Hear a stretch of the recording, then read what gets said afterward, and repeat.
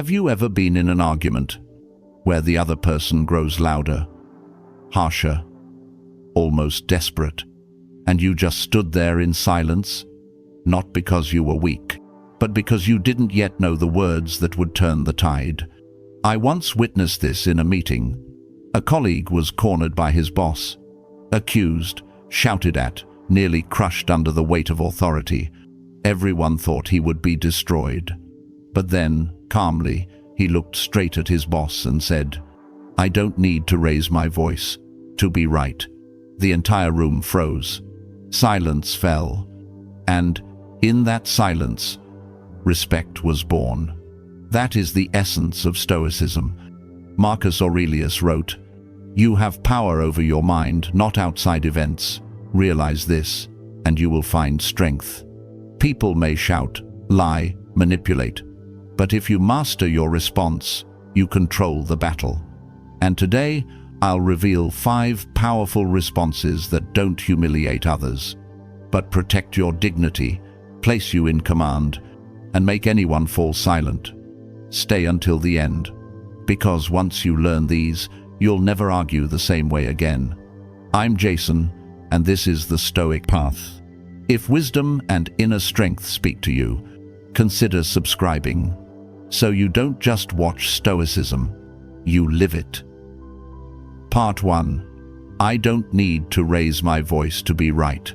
In today's world, too many people confuse volume with strength. They believe that the louder they shout, the more authority they command. But the truth is simple. The louder someone yells, the more they expose their own insecurity. Epictetus once warned, "The one who cannot control his tongue becomes a slave to his emotions."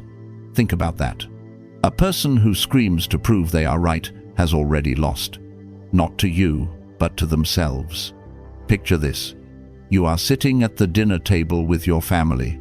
The conversation turns heated, and suddenly a relative raises their voice, not to discuss, but to dominate. Most people would meet fire with fire. The room would erupt into chaos. But imagine instead that you remain calm.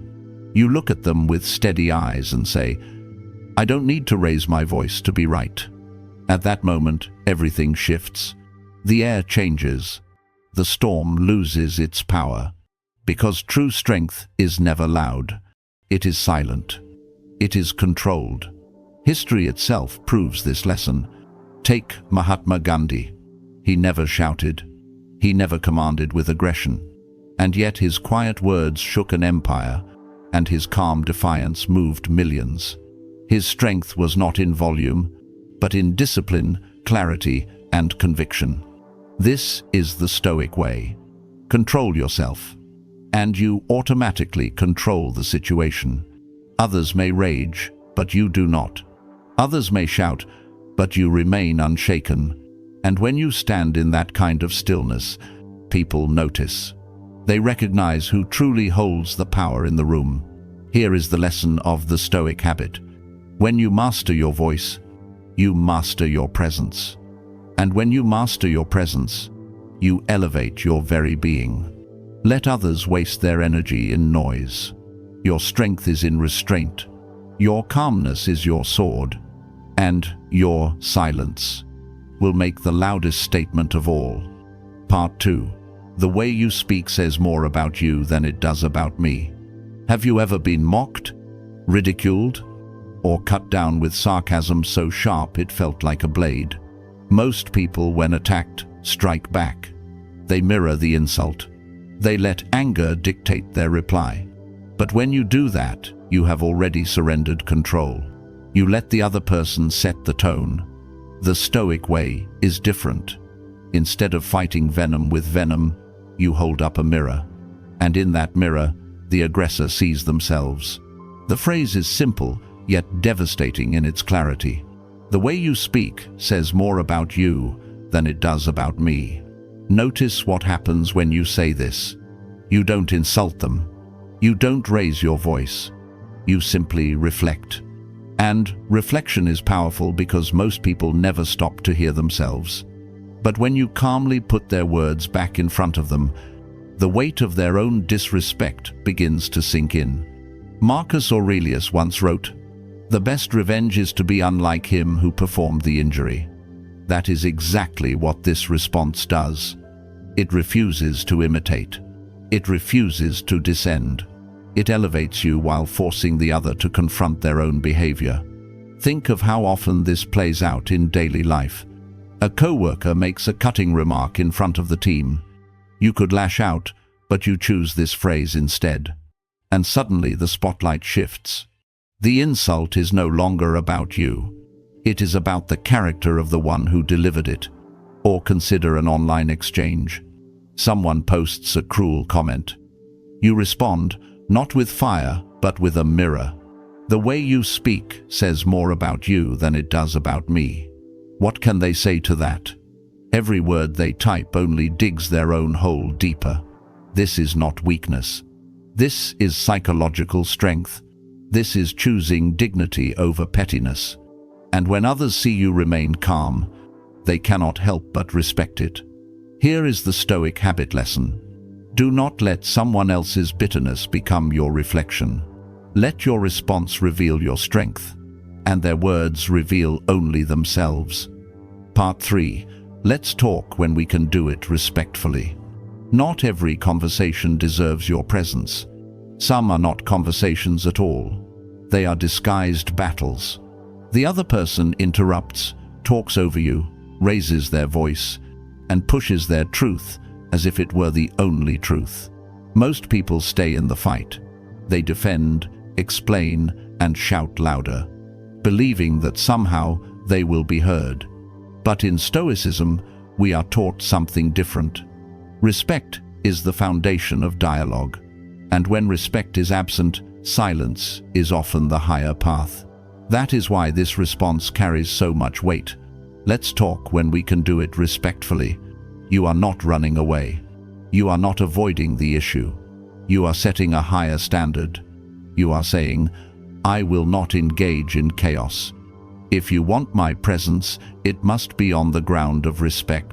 Imagine you are speaking with a colleague.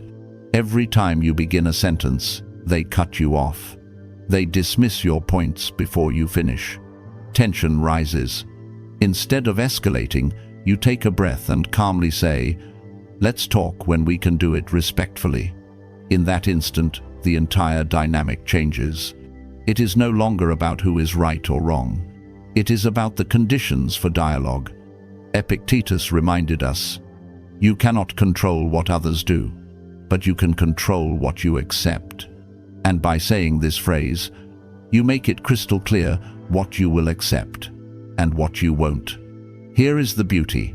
When someone refuses to meet you at the level of respect, they lose the privilege of speaking with you. And when they realize that, silence often follows. The Stoic habit lesson is simple. Never argue in the mud. Set the terms. Set the boundaries. And only then will your voice carry true weight. Respect is not begged for. It is required. And when you require it, others must rise to meet it, or fall silent in its absence. Part 4. I'd prefer not to continue this conversation. There comes a point in some discussions where words lose all meaning. The other person isn't listening.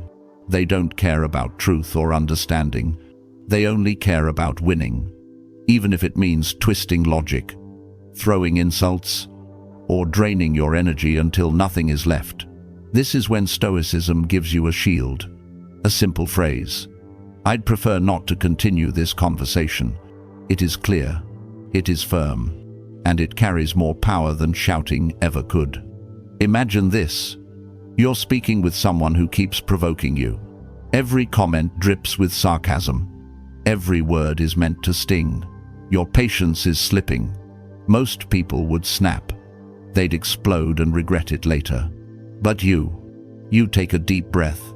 You look them in the eye and calmly say, I'd prefer not to continue this conversation.